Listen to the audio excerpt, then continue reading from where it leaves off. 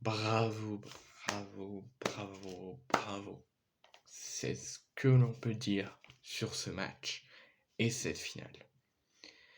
Bonsoir à tous. On se retrouve ensemble pour le débrief de la finale de la Ligue des Champions qui s'est déroulée à Istanbul entre Manchester City de Pep Guardiola et l'Inter Milan de Simone Inzaghi. On va revenir sur cette folle finale.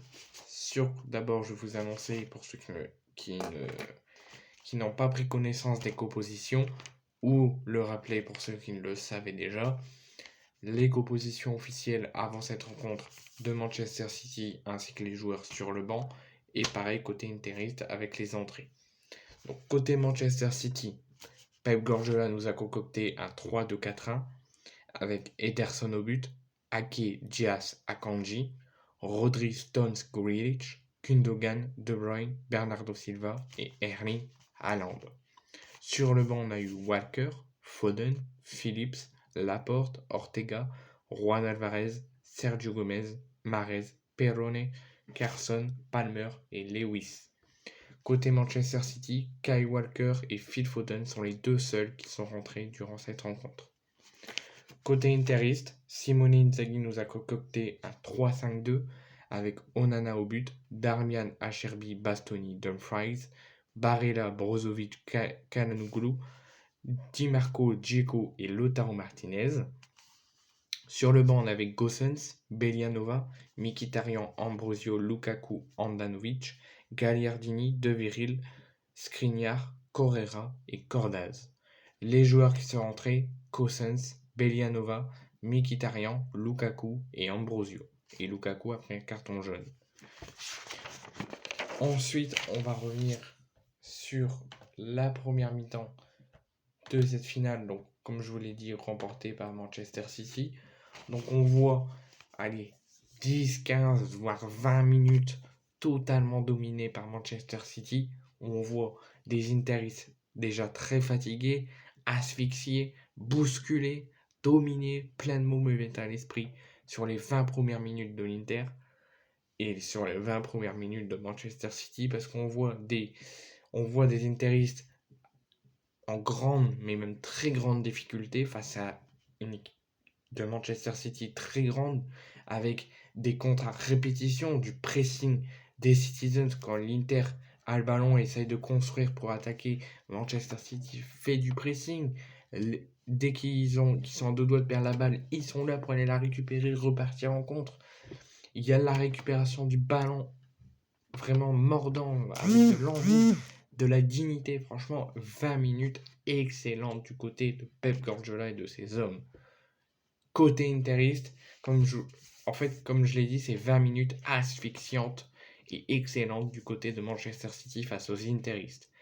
Ensuite, après les 20 minutes, donc 15-20 minutes côté interiste en grande difficulté, bousculé, comme je l'ai dit, mis en difficulté, asphyxié. Donc 20 minutes pas très bonnes pour les interistes et excellentes pour Manchester City. Après de la 20e à la 35e, soit une bonne quinzaine, une bonne vingtaine de minutes, on retrouve un match de football, on retrouve un match qui s'équilibre, où City baisse un petit peu le pied, baisse un petit peu de régime de jeu. L'Inter essaie d'en profiter pour eux aussi enchaîner les contres, enchaîner les bonnes constructions de balles, les bonnes attaques. Ils commencent à avoir de la domination et essayer de surpasser City. Ils ont réussi jusqu'à au minima la 33e, la 35e, où City voire même aller jusqu'à la 40e, où City a été bousculé, après pourtant 20 minutes excellentes où ils asphyxiaient l'Inter, ils leur marchaient dessus. De la 20e à la 40e, soit une bonne vingtaine de minutes, l'Inter surpasse au-dessus, enchaîne les occasions, moins que City, mais enchaîne quand même. Et à la 40e minute jusqu'à la mi-temps, City reprend tout doucement sa domination. Donc 0-0 à la mi-temps. Un match à demi-teinte, à deux visages. Comme je vous l'ai dit, une bonne demi-heure, 20-25 minutes où City domine, leur marche dessus, leur mange dessus même, et les écrase, ils dominent totalement, ils méritaient d'être devant au bout de 30 minutes. 20 minutes de la 30e à la 40e où City bousculé, mis en difficulté, et on était à ça, Et même moi, je pensais que l'Inter allait au moins ouvrir le score, tellement qu'il dominait à fond. Et la fin de la première mi-temps, City reprend sa domination. Donc 0-0 à la mi-temps. Sur la deuxième période, on voit toujours des Citizens mordeurs de faim qui enchaînent les occasions. En fait, sur la deuxième période, c'est exactement différent de la première période. De la première période, il y a 20-25 minutes où City domine, City écrase l'Inter. 25 minutes jusqu'à la 40e, l'Inter va dominer, va leur marcher dessus, les occasions vont fuser des deux côtés.